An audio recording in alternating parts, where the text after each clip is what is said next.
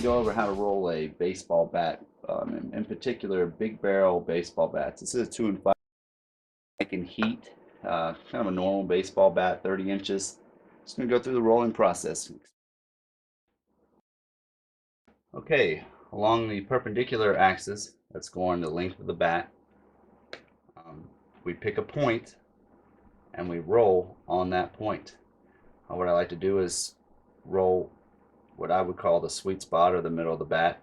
It goes from about an inch, inch and a half down from the end cap to about an inch up from the taper. Taper is where the barrel stops. Okay, so we're going to go about, you got about this much to roll. Now most of these baseball bats do only have a little bit of area to roll perpendicular.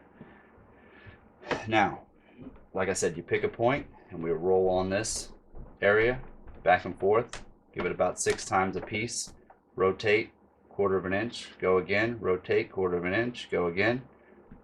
Now all this time what we're doing is we're increasing the increments each time we go back and forth on those points. That is 6 times. Each time we'll increase the increment. And we do this upon your max pressure. We'll go 4 times. So if your max pressure is 1 full turn, we'll get it finger tight, go a 1/4, go another 1/4, another 1/4, so on.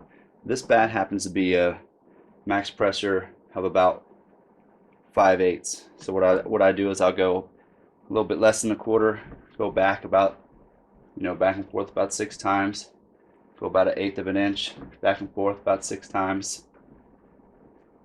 Now right now I'm at half, go back and forth about 6 times, and that'll be at maximum pressure right here, going back and forth about 6 times. Now, once we're done doing that, turn the bat about 1/8, tighten it down, go through the next process. Okay, and so on and so forth. What I'd like to go over is the parallel roll. Once the perpendicular roll is done, we go over for the parallel roll for maximum performance. Basically all those little spots you're going to have missed on perpendicular rolling. You come back with parallel rolling. It gives the bat a really good break-in. From my experience, it's the way to go. Perpendicular followed by parallel. We're putting the parallel roller in the middle of the bat. Okay,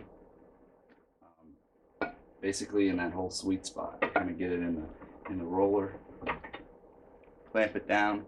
We're doing the same thing as far as the 4 rotations through our pressures. So the first pressure I'll start, be a little less than a 1/4 of a turn. We'll divide our max pressure into 4. Get over on this side. Go ahead and roll it. I'll do this about 10 rotations. Up the pressure, go again. Another about 10 rotations. Up the pressure, go again. Now I'm not doing 10 rotations, but you get the picture. I'm going to go around 10 rotations. Then the max pressure, I'm going to do the same thing. I'm going to get about 10 rotations out of this. You can go further with baseball bats. I suggest so. They break in better. The composite's a little thicker, so it's a little harder to break these in. So some of the increments can be heightened in order to get a better break-in. Okay, I'll go over the key aspects of what we just went over. Don't roll as close to the end cap. Get about an inch away from the taper. So you're only rolling this spot perpendicular. When you go back parallel, you want to put the center of the roller in the center of the bat. If the bat is too short, you want to lighten up on your pressure, and all that will be covered in our bat rolling guide.